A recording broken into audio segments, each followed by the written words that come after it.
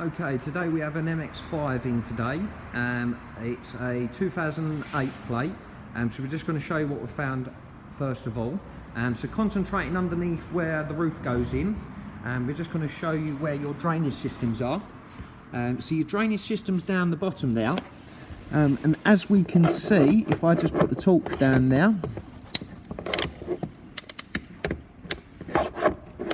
okay, so we can see that it's full of dirt and debris in there, but it is running away, but it won't take long, and then obviously that will block. We can see this pipe here. This pipe is supposed to be connected to the bottom of this rubber.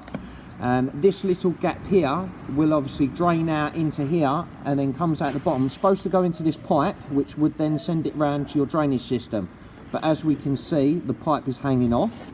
Then coming over to the driver's side. So driver's side, we can see that it's all got loads of dirt in there again. It is draining away, but obviously after time it will cause a blockage. We can see that we have the pipe at the top here and the pipe at the bottom, so we can see that this one's disconnected. And what I'm just about to do is, if we put a tiny bit of water just in the centre of that rubber, so we'll just put some water in there just so it's filling up, just acting like it's raining. And you can see that it drops straight out of the bottom there. Now that's because that pipe's not connected and it's not sending it down to the other side. If we just do the same on the passenger side as well, so we're just going to put a tiny bit of water in that rubber there, and there we go, so it pours out the inside. So once them pipes are back on, it would then reroute the water down into your drainage system. So that would be 2 leaks we've found, and obviously the drainage needs cleaning up.